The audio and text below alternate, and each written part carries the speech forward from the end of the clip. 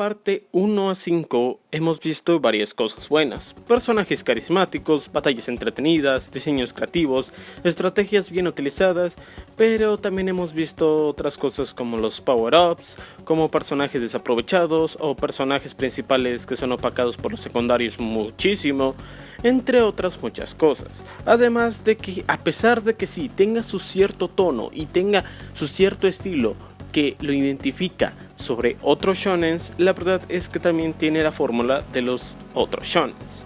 Es decir, tener que combatir con los villanos secundarios para llegar al jefe final es algo que se vio en Hokuto no Ken. No es hasta la parte 6 en donde Araki se empieza a tomar muchísimo más en serio con lo que presenta en sus obras, y subsecuentemente en la parte 7. La parte 6 se destaca más que todo por 3 simples motivos, y flojea en uno que es lo que hace que no sea una obra perfecta.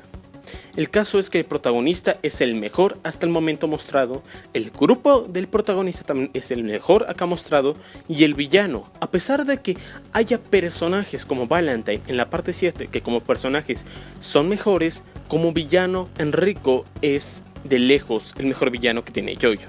Más adelante les diré por qué.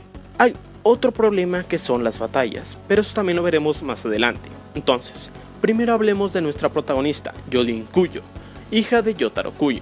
A diferencia de Giorno Giovanna, el cual, a pesar de que al inicio se veía que podría ser algo interesante que fuera hijo de Dio, lo único que resultó fue que, claro, tuviera el guiño de hacer moda y que fuera rubio. Fuera de eso, casi no se hacía nada con el concepto de que fuera hijo de Dio. Aquí el desarrollo de Jolin llega hasta tal grado de que es una diferente persona casi totalmente del inicio del manga al final. Y al final se parece más a su padre, Yotaro, es decir, es un poco más seria, es un poco más decidida a luchar y también es bastante inteligente, cosas que agarró de su padre. Esto ayuda y hace coherencia de que, por ejemplo, pongas este hecho de que Jolin sea hija de Yotaro, algo que he de agradecer, pero tampoco es que se copie igualmente mientras se va desarrollando la personalidad de Yotaro, para nada, simplemente adopta las características principales de su padre y en conjunto con la personalidad de ella, es decir, bastante más carismática. A lo que me refiero con esto es el hecho de que durante todo el manga se la pasa haciendo bromas con Fu, con Hermes, el hecho de que es un poco más tranquila que su padre, como por ejemplo aceptar de que está en la cárcel y esperar el momento adecuado para salir y así también ayudar a su padre, entre muchas otras cosas. Jolin inicia como una persona bastante más tranquila, a pesar de que tenga un pasado rebelde por el hecho de que su figura paterna estuvo algo ausente, pero fuera de esto vemos que, por ejemplo, es fácilmente engañada por su novio y lo único que puede hacer es maldecirse a ella misma por confiar en él y maldecir a su novio. Sin embargo, también vemos de que incluso la carta de presentación de Jolin Kuyo es acerca de que estaba bastante tímida porque supuestamente un guardia la había visto masturbándose. Sí, esta es la carta de presentación, es tan inocente, elocuente y carismática en este momento que simplemente sirve de manera perfecta con unos pequeños diálogos y unas pequeñas viñetas acerca del personaje, mostrando más que todo su inocencia en esta parte. Igualmente, mientras más vemos que está en la cárcel, vemos el cómo Jolin va cambiando su personalidad por el hecho de que ahora tiene que ser más firme. Sí, ya sabemos de que al principio su compañera de celda fue una hija de puta con él, al encogerla y meterla prácticamente en la piel de una rata. Sin embargo, después de esto, adquiere su habilidad Stan, la que inteligentemente usa para derrotarla. Pero esto simplemente fue una pequeña representación de cómo serían sus poderes. No es hasta que se vuelve a encontrar con su padre y este se disculpa con ella y además le dice varias cosas importantes acerca de los stands, y es cuando un ataque stand lo empieza a atacar a él, cuando verdaderamente valora a su padre y verdaderamente valora que ella tiene que hacerse más fuerte. Y es aquí donde nos presenta todo el desarrollo que va a tener Jolin. Mientras más está en la cárcel, que hay un enemigo que ha matado, entre comillas, a su padre, y además de que está constantemente expuesta a enemigos stand, hacen de que ella se vuelva cada vez más brusca, se vuelva cada vez más rebelde y se vuelva cada vez una persona más peleadora, agregando esto el plus de que su habilidad stand es una mierda. La habilidad stand de Jolin es una mierda, prácticamente es tirar cuerdas, pero la ventaja que le dio a Araki, y es hermoso como le dio esto, es que una habilidad tan débil, comparándola con la habilidad que tiene Enrico, nuestro villano principal, que va desde agarrar habilidades o recuerdos de algún personaje a reiniciar universos es lo que hace tan interesante a Jolyne. Es decir, su habilidad tiene que acoplarse a los diferentes villanos con los que se va enfrentando, que son a niveles de poder muchísimo más grandes que ella, por lo que ella únicamente con su inteligencia y con la poca habilidad que tiene de su stand, tiene que salir de todas las circunstancias. Al final del manga, Jolyne termina por estar en medio del agua, mientras es literalmente el fin del mundo, y ella simplemente se pregunta el por qué robó un carro, cuando ella antes era rebelde. Esto es simplemente hermoso.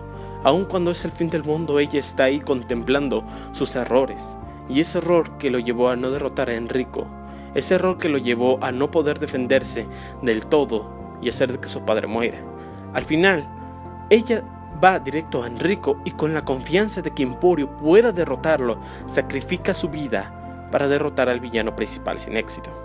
Al final lo que vemos de Jolyne es únicamente sus brazos, los cuales usó durante toda la obra para así defender a los que amaba, defender su vida y defender el universo. Al final representado defendiendo Emporio, la última esperanza que había para la vida. Jolyne es uno de los mejores personajes que me he topado en manga alguno. Es un personaje bastante complejo, pero que también no deja de ser carismático cuando lo requiere y no deja de ser bastante gracioso. También hay que destacar el arte que aquí implementa Araki, por el hecho de que, a pesar de que sigue teniendo la calidad de las otras partes, también refleja mucho la evolución en estos personajes. Es decir, con el ejemplo de Jolyne vemos cómo tenía una cara un poco más redonda o cómo sus facciones eran un poco más femeninas, pero mientras va avanzando la trama se van volviendo un poco más masculinas o un poco más rudas, reflejando obviamente la evolución que tiene como personaje a uno más rudo, y esto es bastante bueno y se refleja durante toda esta parte. El segundo punto a destacar son los compañeros de Jolyne, es decir, los Yo-Yo Bros, como son conocidos popularmente. Vamos a hablar de ellos de manera un poco superficial para que el video no se haga tan largo. En primera tenemos a Emporio, una persona que refleja más que todo la inocencia y es casi una antítesis de lo que representan los demás personajes. Por ello es que él terminó por ser el salvador del universo, ya que iba con todo lo contrario a lo que representaba Enrico. Incluso representa un desarrollo de este mismo personaje. No es coincidencia de que su stand tenga que ver acerca de ocultarse para que luego al final tenga que enfrentarse al villano final, representando que él tiene que dar la cara para así derrotar a Enrico. Segundo personaje es Anasubi. Anasubi es prácticamente como Abakio pero hecho bien. Es un personaje planito, pero al no salir tanto es bastante más disfrutable. Y además de que únicamente su personalidad no se basa en amar a Jolyne, sino que también vemos que es medio hijo de puta y que varias frases son de alguien hijo de puta, como por ejemplo toda la travesía que tiene con Weather acerca de derrotar a Bohemian Rhapsody. Weather Report también es un muy buen personaje. Tiene un pasado bastante interesante que se relaciona con nuestro villano principal y además sus habilidades también están bastante buenas. El hecho de que poco a poco se va abriendo con sus compañeros, a diferencia de que al principio era un poco más serio, también da un plus bastante grande, además de la relación que tiene con su hermano, dándole más matices a este personaje. Foo Fighters. Foo Fighters aquí también es un personaje bastante bueno. Aquí sería más o menos el Fugo de esta parte, porque cuando muere a la mitad ya no es recordada. Esto es más que todo algo de que sí puede dejar un poco insatisfechos a los que querían el personaje, pero dentro de la trama tiene más sentido, a diferencia de Fugo, que terminó simplemente saliéndose de la banda y no se hizo nada con él. Aquí ayuda mucho a Jolyne, y una bastante carismática, y además que servía mucho para que Jolyne presentara también su forma carismática. Yutaro Kuyo también aquí sirve mejor como padre, y si me lo preguntan es la mejor representación que tiene él. En la parte 3 era muy plano y en la parte 4 avanzó un poco y era mejor como secundario, pero realmente no tuvo un gran desarrollo, simplemente era más maduro y con buena justificación. Sin embargo, aquí se refleja de una manera un poco más multifacética, es decir, se ve arrepentido y se ve un tanto triste por el hecho de abandonar a Jolyne, pero también se ve como un padre amoroso, con el hecho de sacrificar su vida para salvarla a ella. Por lo que este grupo no es 100% perfecto, tenemos a Hermes. Hermes al principio era la principal Yo-Yo Bro de Jolyne. Sin embargo, a pesar de tener una historia interesante, con uno de los primeros villanos que manda a Enrico, la verdad es que terminó por ser bastante por la razón de que desaparece a la mitad del manga y luego vuelve a aparecer y vuelve a retomar mucha relevancia casi de una manera rara. Es por este pequeño error por lo que los JoJo Bros no los considero perfectos, porque Hermes desaparece, luego vuelve a aparecer y luego ya no tiene tanta importancia en el trasfondo, y nada más cuando está con Jolyne es cuando el personaje realmente se vuelve carismático. Vamos con el villano. A mí personalmente considero que hay tres clases de villanos. Estos son los que aparecen en la mayoría. En primer lugar tenemos los villanos con un buen trasfondo o justificación. Estos villanos son los que tienen un pasado bastante bueno o que tienen una verdadera justificación acerca de sus actos. De JoJo hasta este momento no tengo ninguno por qué recalcar, pero para traerles otro manga, digamos que Griffith es una buena representación de ello. En general él quiere poder, y para eso tuvo que sacrificar muchas cosas. La segunda clase de villano es cuando, a pesar de no tener trasfondo o no poseer grandes poderes, está el que es bastante carismático. Personajes como estos sí los tenemos en JoJo y a montones, como es el caso de Dio Brando. Es bastante carismático a pesar de que su poder no sea lo suficientemente bueno, es decir, Jonathan lo pudo vencer prácticamente fácil. También podemos destacar a los villanos de las caricaturas. Y en tercer lugar tenemos a los villanos que ni son carismáticos y no tienen un buen trasfondo, pero son súper poderosos, causando expectación hacia el espectador o hacia el lector, y así que la obra avance de una manera un poco mejor. Como ejemplo de eso tenemos a Cars, que al final cuando se pone la máscara de piedra y además la piedra de Aja, se vuelven un ser súper poderoso. ¿Y por qué hago todo esto antes de presentar a Enrico? Porque Enrico tiene estas tres cualidades. En primer lugar, su trasfondo de alcanzar el cielo y que todos tengan un objetivo y crear un universo que a él le parezca lo correcto, y es bastante bueno con respecto a los anteriores villanos de JoJo. Aquí las motivaciones de Enrico no solo se basan en una dominación, sino más que todo en la creación y destrucción. Casi algo que vendría más siendo un dios, y con el apoyo de Dio Brando, es decir, alguien que prácticamente también lo alababa mucho. El villano también tiene bastante carisma.